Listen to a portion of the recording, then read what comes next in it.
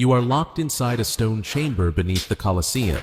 The crowd of 50,000 above has just departed after watching your husband being torn apart by lions. The torches are dying out. The light is fading. Heavy footsteps. Slow. Deliberate. They are drawing closer. A guard unlocks the gate, and the blood-stained gladiator, fresh from his victory, points his finger directly at you. This isn't a horror movie. This is just a typical Tuesday in the Roman Empire. Hollywood lies to you about the glory of the gladiators, but the truth is far more brutal. Captured British women weren't just prisoners. They were rewards, handed out like rations to the killers of the arena. Why do the textbooks never mention this network of industrial violence? Today, we will reconstruct through the AIA journey that history has almost wiped from its memory. And perhaps, after watching this, you will never look at these ancient ruins the same way again. The industrialization of brutality. The wrath from Camulodunum. Britannia was once a land of mist and cold rain, but now the air around you burns with heat. Your lungs feel as if they might burst under the pressure of fear. The blood-soaked animal hide clings tightly to your cold skin. You turn back, and a horrific vision unfolds. The sky is no longer its familiar gray, but an unnatural blazing red. Rome has arrived, bringing flames that burn away the last remaining hopes of the Britons. It is the ashes of Camulodunum, the city of the veterans, Rome's first capital in Britain, newly razed to the ground by Briton rebels. But the Britons' brief triumph soon turned into catastrophe at Watling Street. The rebel forces vastly outnumbered their enemy, but Roman tactics were precise and disciplined. Tacitus describes the battle ending in a massacre. When the Briton ranks broke, they were trapped between their own wagon train at the rear and the advancing Roman legions. After the victory, Rome did not merely retake territory. They punished. Your Queen Boudica had fallen or vanished somewhere into the forests of Wales after witnessing 80,000 warriors slaughtered by Rome's elite legions. Governor Suetonius Paulinus did not return to negotiate, he returned to annihilate a people. In the settlements along the River Thames, the legionaries did not knock on doors.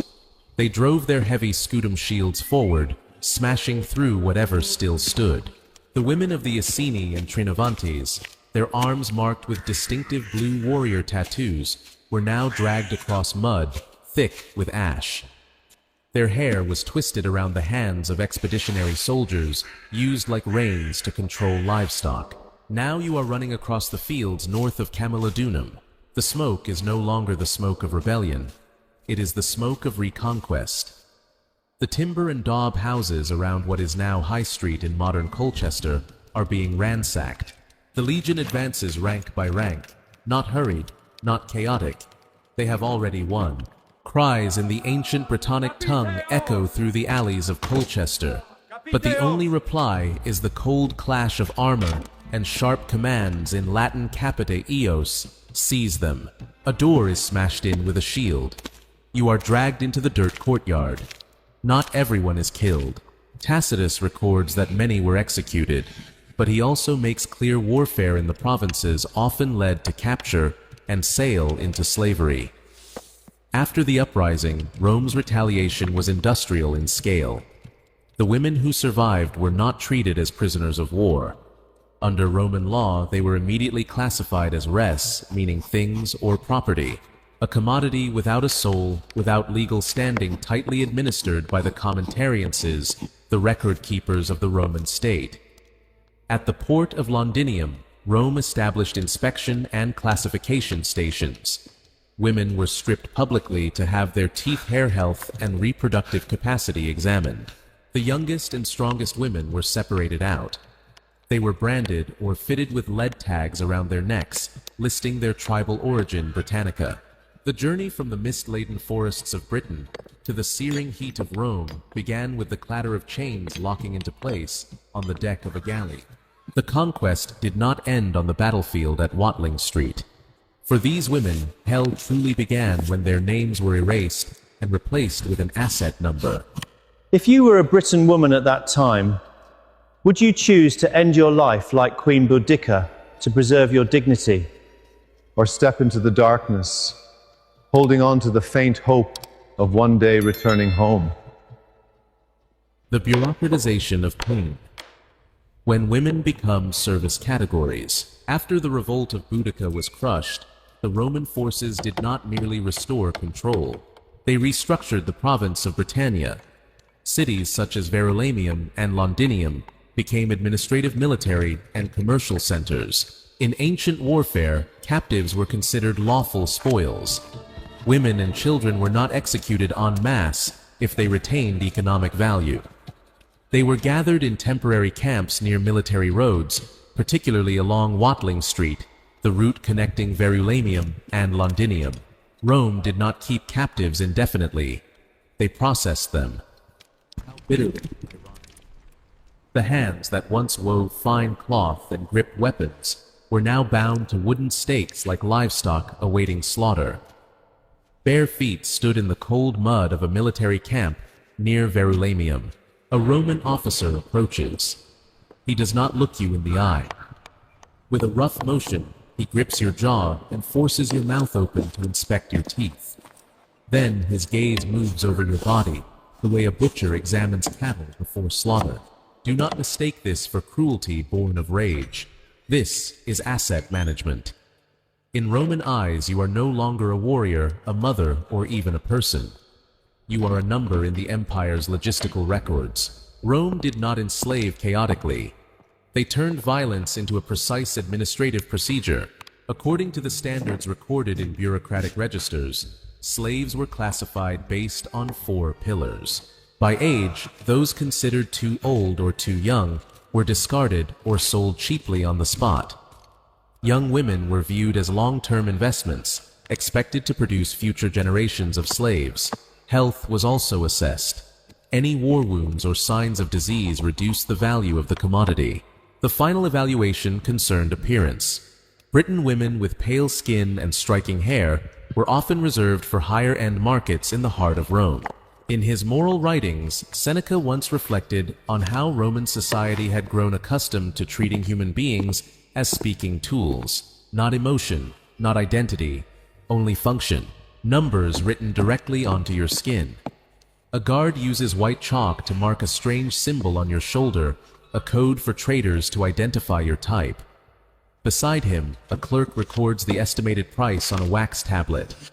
Your fate is now decided in a few brief strokes.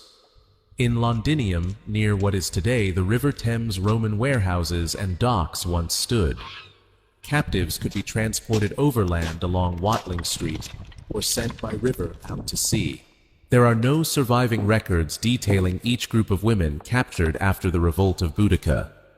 However, in Rome's wars of territorial expansion, the sale of captives was a common practice. This was not an exception. The crack of a leather whip against the wooden hull echoes in a terrifying rhythm. You are shoved down into the dark hold of a galley, where the air is thick with the stench of sweat, seawater, and despair. A system terrifying in its efficiency. What is more cruel to the frenzied slaughter in the heat of war, or the colt's calculation of pious? They did not only shackle your hands and feet, they changed your future to a system in which humiliation had been formalized into procedure. The Roman Vortex, where humans become sacrificial offerings. You are thrown into the lowest deck of a galley at the port of Dubris. The space is so cramped that you cannot stand upright. The air is thick with the stench of sweat mingled with seawater seeping through the wooden seams, and the ragged breathing of hundreds of other women who were once mothers, daughters, warriors. The strait between Britannia and Gaul is not long, but for the chained every wave striking the hull is a cruel reminder the road home is dead. Once ashore, the real journey begins. You walk thousands of miles along the smooth stone roads of Gaul. Rome prides itself on its road system, but it does not say that those roads were built to move terror more efficiently. You cross the towering Alps, where the biting cold of the peak stands in brutal contrast to the burning heat waiting beyond the border of Italy. As you step into the Forum Boarium, the oldest cattle and slave market of Rome, The blazing Italian sun blinds your eyes, but the brutality blinds you even more. The haunting reality: this is the largest human auction center in the empire. You are forced to stand on a raised stone platform known as a catasta. The trader coats the soles of your feet in white chalk. The auction is staged like a grotesque theater. Roman nobles draped in immaculate white togas stroll leisurely among the human displays. They scrutinize every muscle, roughly pulling back your lips to inspect your teeth, appraising your skin as if selecting a strong warhorse or a finely crafted vessel from the east. Look at the crowd gathered around you now, shouting, pointing, placing bids. In their eyes, you are not an Iceni warrior who once raised a spear to defend her tribe. You are merely an exotic import marked by red hair and the pale skin of mist-shrouded Britannia. You are drawn into a whirl of humiliation. The trader snaps his leather whip, forcing you to turn slowly on the wooden platform so the crowd can inspect you from every angle. A Roman noble steps forward, the gold rings on his fingers glinting in the sun. He says nothing, he simply grips your chin and lifts it roughly, forcing you to meet his gaze as he measures your obedience. The hammer falls sold. Your name is erased. In its place, a new number is entered into your master's household. But this is not the final stop. A covered carriage waits to carry you away from the sun-drenched square toward the looming shadow of the Colosseum. Cruel entertainment props of victory. The carriage does not take you to a luxurious villa. It stops at the rear entrance of the Colosseum. You now stand within the Hypogeum, a labyrinth of corridors, pulleys, and lifts hidden beneath the arena floor. No sunlight, only the smell of iron sweat and beasts. The roar of 50,000 people above reverberates through layers of stone and gravel, shaking your chest. Look to your right. A woman from Gaul stands with her wrists bound. A trembling youth from Thrace struggles to control his fear. A guard inspects their chains the way one would check a horse's bridle. No one screams. Here, screams are swallowed by the machinery of the system. You are no longer merchandise, you are a spectacle. In Rome, not everyone was fortunate enough to become a household slave. For captives taken from rebellious tribes such as the Iceni, fate followed a different path. They were reserved for another purpose, more public, louder, and with tickets sold at the gate. According to the accounts of Cassius Dio, public executions and blood-soaked spectacles were woven into Roman political culture, where victory itself was staged. You are stripped bare and chained to a wooden stake at the center of the sun-blazed arena, offered as prey to starving leopards brought from Africa. Worse still, they force you to play the role of goddesses in tragic myths. If the story demands that the character be torn apart, then in the arena of the Colosseum, you are torn apart for real by machines or by beasts. The iron chains grind against the pulleys with a dry, rasping shriek, tearing through the oil-thick air of the underground chambers. A heavy trapdoor slowly creaks open, and the blazing sun of Rome crashes down like a blade, cutting through the darkness of the Hypogeum. You step out of the iron cage. Your bare feet touch the scorching sand of the arena floor, heat rising in waves, as if intent on searing your flesh. Yet, the heat chills you less than the slick sensation beneath your soles. The fresh blood from the previous spectacle, not yet dried, soaked deep into the red sand. From cages hoisted by a system of pulleys, the wild beasts emerge, their eyes burning red from days of starvation. Look up at the tiers of spectators above. They are not demons. They are ordinary citizens of Rome. Perhaps a father bringing his child to watch a pair of lovers laughing together. In their eyes, your death is merely a spectacle, a vivid performance meant to glorify the power of the empire. For Rome, the blonde women of Britannia were not merely captives, they were living props. Their presence in the arena was ironclad proof that no matter how proud you were, no matter how great your queen, in the end, you were only a plaything in the palm of Rome. The Untold Chambers. the whisper of the earth. The roar of the crowd above is now only a distant tremor. You are deep beneath the arena sand where sunlight never reaches.